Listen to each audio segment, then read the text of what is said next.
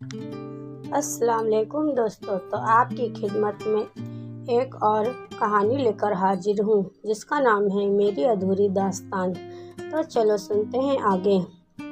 वक्त से बड़ा डॉक्टर और वक्त से बड़ा टीचर कोई नहीं होता। वो कहते हैं ना, जब कोई जख्म गहरा हो और भरने का नाम न ले तो उसे समय के सहारे छोड़ देना चाहिए।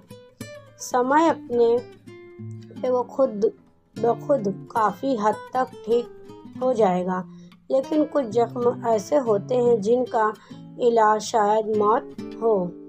जब कोई अकेला रहना पसंद करे या किसी से बात करना कम कर दे तो हमें उस इंसान के मनोभाव को पढ़ने और समझने की कोशिश करनी चाहिए। हमारे अपने भले ही समय नाराज़ हो, बात न करना चाहे, लेकिन हमें उनसे बात करना तथा उनके मन के अंदर चल रहे तूफान को जानने की हर संभव कोशिश करनी चाहिए। हमारी एक गलती हमारे अपनों को हमसे दूर कर देती है। संभव नहीं होता। इसके बाद हमारे पास कुछ बचता है तो वो पछतावा जो पूरी ज़िंदगी हमारे साथ ही रहता है। मैं जो गलती ही की उसका बोझ आज तक मेरे सीने पे है। मैंने अपने सिवा किसी के बारे में नहीं सोचा। खुदगर्जी थी, मैं बहुत खुदगर्ज, लेकिन मुझे नहीं पता था मेरी खुदगर्जी की कीमत मेरे उस अपने की जान है जिसको मैंने अपने जान से ज़्यादा चाहा। मैं सिर्फ उससे कहती रही कि तू मेरी ज़िंदगी है और मैं अपने ही की हुई गलतियों की सज़ा उसे मिली गई। उसने बिना कहे साबित कर दिया कि मैं उसके लिए उसकी जान से भी ज़्यादा ज़रूरी थी और मेरे लिए उसने अपनी जान कुर्बान कर दी। बात आज से 15 साल पहले की है, जब मैं कॉलेज में थी और मुझे 1 साल जूनियर था और वो मुझसे 1 साल का जूनियर था। हमारी पहली मुलाकात एक पार्टी में हुई थी जहां मैं उससे अपनी बहन के दोस्त की भाई के तौर पे मिली थी। पहली मुलाकात में उसने मुझ पर ध्यान नहीं दिया, लेकिन मैं उसे देखती रह गई। उस दिन उसने white plain shirt, black jeans और ब्लैक शूज पहने थे। माशाअल्लाह, क्या खूब लग रहा था वो, लेकिन मैंने बस एक अच्छे लड़के के रूप में ही देखा था, क्योंकि मुझे पता था कि एक तो वो उम्र में छोटा, ऊपर से बहन की दोस्त का भाई, इसलिए ज़्यादा कुछ आया नहीं मेरे मन में। पार्टी ख़त्म होने के बाद सब का रात भर रुकने का प्लान था, लेकिन मेरी अगले दिन सुबह बस थी। मुझे बुआ के घर जाना था 15-20 दिन के लिए, इसलिए मैं श्रुति मेरी बहन से कहा, मैं निकलती हूँ, तुम लोग एंजॉय करो। पारत, मेरी बहन की दोस्त का भाई, उसने कहा कि रात बहुत हो गई है, चलो मैं तुम्हारे घर छोड़ देता हूँ। मैंने भी साथ चलने के लिए हामी भर दी। रास्ते में हमारी कोई बात नहीं हुई, लेकिन उसने जाते जाते मुझे एक स्माइल ज़रूर दी थी। अगले दिन मैं बुआ के घर निकल गई। पसंद तो आ गया था वो, लेकिन मैं बात को अपनी तरफ से नहीं बढ़ाना चाहती थी। फिर एक दिन उसके इंस्टा पे फोटो रिक्वेस्ट आई। मैंने बिना ज़्यादा सोचे रिक्वेस्ट एक्सेप्ट कर ली।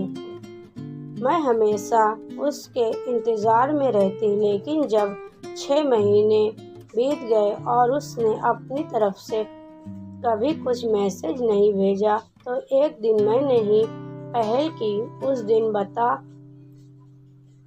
बात तो हुई हमारी, पर साथ ही साथ मेरे दिल में उसके लिए जज्बात भी बढ़ गए। उसकी तरफ से भी ऐसा लगने लगा था कि वो भी शायद पसंद करता है मुझे, पर बोल नहीं पा रहा है। मैंने उससे ये बात निकलवाने की ठान ली थी, लेकिन उसने उस दिन जो बताया वो सुनकर मेरे दिल टूट गया। बहुत ऐसा लगा कि किसी ने फिर से मेरा इस्तेमाल कर लिया। बहुत बुरा लगा मुझे, लेकिन मैं उसे कुछ कह न पाई। मैंने सोच लिया कि मैं अब बात नहीं करूँगी उससे, क्योंकि उसकी दोस्ती मतलब वाली थी। आखिर पारस ने मेघा से क्या कहा था कि मेघा उससे बात नहीं करना चाहती थी? आखिर ऐसा क्या हुआ कि पारस मतलबी लगने लगा? जानने के लिए बने रहे मेरी इस कहानी के साथ। दोस्तों, कहानी और आगे भी है, आप बने रहें। सब कुछ सही चल रहा था। मेघा पारस से खुलकर कुछ भी बोल देती थी और वो भी ऐसा ही बात करता था जैसे कितना अच्छा दोस्त बन गया है। मेघा ने बातों ही बातों में उससे पूछा कि पारस, तुम्हारे लाइफ में कोई है या नहीं, या पहले कोई था? पारस ने कहा, नहीं, अभी तो कोई नहीं है, पहले कोई था। हम जैसे को लड़कियां भाव कहाँ देती हैं? तुम बताओ मेघा, तुम्हारी लाइफ में कोई है या था? नहीं, मेरे लाइफ में भी कोई नहीं है। एक अतीत था मेरे, जिसके बारे में बताने में मैं अभी कंफर्टेबल नहीं हूँ। खैर, ये सब बात छोड़ो। तुम बताओ, तुमको मेरा कोई हेल्प चाहिए क्या? मतलब किसी से बात करने के लिए? अरे नहीं मेघा, ऐसी कोई बात नहीं है, मुझे किसी से बात नहीं करना। मेघा मन ही मन में ये सोचकर बोल रही थी कि ये पक्का यही बोलेगा कि तुमसे बात करना है। ये सोचकर उसने फिर से कहा, और मुझे सब पता है, अब बता भी दो, मैं तुम्हारी मदद करूंगी। पारस ने कहा, पहले वादा करो कि तुम बुरा नहीं मानोगी और मेरे बारे में गलत नहीं सोचोगी। वादा करो पहले मेघा। मेघा का दिल जोरों से धड़क रहा था। उसने वादा किया कि वो किसी बात का बुरा नहीं मानेगी। पारस ने मैसेज टाइप करना शुरू कर दिया। टाइपिंग पूरे दिन 2 मिनट हो गए। ये 2 मिनट मेघा के लिए सदियों के बराबर गुजरे थे। आखिरकार पारस का मैसेज आ गया। उसने लिखा था, मेघा, वैसे तो मैं बताता नहीं, लेकिन तुम बहुत अच्छी दोस्त हो, इसलिए बता रहा हूँ। मैं तुम्हारी दोस्त आरुषि को बहुत पसंद करता हूँ और मुझे पहले से पता था कि तुम आरुषि की दोस्त हो, इसलिए उस दिन मैंने तुम्हारे घर तक पहुँचने की बात की थी ताकि मैं तुमसे बात कर सकूं इस बारे में, लेकिन मेरी हिम्मत नहीं हुई।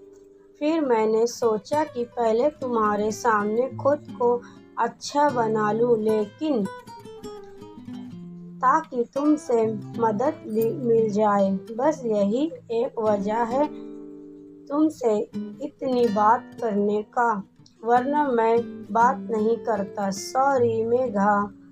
मेघा को एक बड़ा झटका लगा था। एक साथ कितनी सारी पुरानी बातें उसके मन में आ गई थी। एक पल के लिए उसकी अंतरात्मा उससे चीख चीख कर बोलने लगी, मेघा, तुम भूली हो रे, जिस तरह तेरे सभी दोस्त किसी न किसी मतलब के लिए दोस्ती की। इसने भी वही किया। कोई तुमसे बात नहीं करना चाहता, ये उन सब मजबूरियां हैं, तुमसे बात करना पड़ता है। उन्हें तो बेवकूफ़ है मेघा, जो तूने अभी तक एक अच्छे दोस्त की उम्मीद दे रखी है। खुद को ना तो दोस्ती के लायक है ना प्यार के लायक। देख पीछे मुड़कर, जब जब तूने उम्मीद की, जब जब अपना 100% दिया, क्या मिला तुझे? भूल जा अब इन बातों को। अब कोई नया मतलब ही नहीं। अगर ये तेरे लिए नहीं आया तो तू भी नहीं बात करेगी अब। ऊपर पारत मैसेज किए जा रहा था। मेघा क्या हुआ, बुरा मान गई क्या? सॉरी यार, इसलिए मैं नहीं बता रहा था। मुझे पता है मैं बहुत बुरा हूँ, इसलिए कोई मेरी हेल्प नहीं करता है। क्या हुआ? कुछ बोलेगी? रिप्लाई की नहीं कर रही? तुम भी सेल्फ डिफेंस हो यार। मेघा ने सोचा कि मैं तो हूँ ही सेल्फिश, जो सबकी बातों में बस इसलिए आ जाती हूँ, बार बार यूं ही इस्तेमाल हो जाती हूँ, सिर्फ इस लालच में कि शायद अब कोई सच्चा दोस्त या सच्चा प्यार आ जाए मेरे जीवन में। न जाने कब से सच्चे रिश्ते के लिए तरस रही हूँ मैं। तो क्या दोस्तों, अब आगे आप देखते रहिए कि मेघा अब दोस्ती तोड़ने वाली थी या नहीं पारत से। तो दोस्तों, बीच से स्किप मत करिए, पूरी कहानी सुनिए। मेघा ने एक लंबी सांस ली और मन में सोचा कि जहाँ इतने मतलबी दोस्त पहले से हैं, वहाँ एक और सही। उसने पारस से कहा कि अरे मैं खाना खा रही थी इसलिए लेट हुआ। पागल, मैं क्या बुरा मानूंगी। मैं कल ही आरुषि को बात बता दूंगी और बोलूंगी कि बात कर ले तुमसे। अगले दिन मेघा ने आरुषि से कहा भी कि पारत अच्छा लड़का है, लेकिन आरुषि ने साफ मना कर दिया। उसने कहा उसकी शादी तय हो गई है और वो नहीं चाहती कि शादी वक्त बाद किसी और को पता चले, इसलिए वो पारत से नहीं बात कर सकती। मेघा, तुम पारत को मना कर देना, लेकिन दोस्ती का वास्ता कि शादी वाली बात तुम ना उससे और ना किसी और को बताओगी। मेघा ने पारत को मैसेज किया कि आरुषि उससे बात नहीं करेगी, इसलिए वे उम्मीद छोड़ दिया।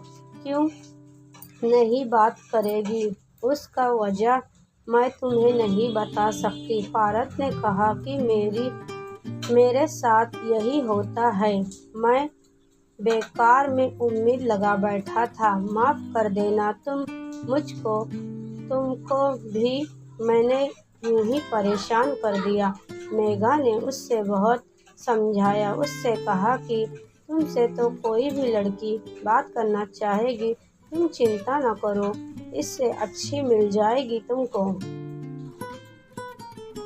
पारत ने कहा नहीं, अब मुझे कोई नहीं चाहिए, मैं सोने जा रहा हूँ। उम्मीद है तुम समझोगी कि मैं ठीक महसूस नहीं कर रहा हूँ अभी। हाँ पारत, जाओ तुम। मेघा भी अच्छा महसूस नहीं कर रही थी, लेकिन वो कहना नहीं चाहती थी कुछ, इसलिए वो भी सोने चली गई। अगले दिन मेघा पूरे दिन उसका इंतज़ार करती रही, लेकिन जब रात में भी उसने मैसेज नहीं किया, तब मेघा ने खुद ही बात करने के लिए सोची। उस दिन मेघा ने बातों बातों में बताया कि वह पारस को पसंद करती है। पारस ने मेघा से कहा कि माफ़ करना, तुम्हें तो पता है कि मैं किसी और को।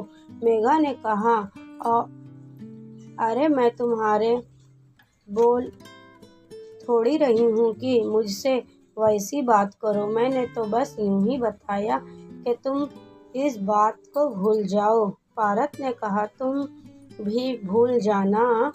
फिर इधर उधर की बात करने लग गए दोनों। अगले दिन फिर मेघा ने रात में ये सोचकर बात की शुरुआत की कि पारस को कहीं ऐसा न लगे कि उसके बारे में ज़्यादा सोच रही थी। और उस दिन पारस ने जो कहा उसकी उम्मीद मेघा ने सपने में भी नहीं की थी। पारस ने मेघा से कहा कि क्या उसकी गर्लफ्रेंड बनेगी। पारस ने कहा कि मेघा तुम बहुत अच्छी हो, मैं अब तुम्हें पसंद करने लगा हूँ। एक रात में ऐसा क्या हो गया कि पारस अब मेघा के साथ रहना चाहता है। मेघा के मन में बहुत सारे सवाल थे। क्या वो पारस को हाँ बोलेगी या ना? दोस्तों, जानने के लिए कहानी आगे सुनते रहिए।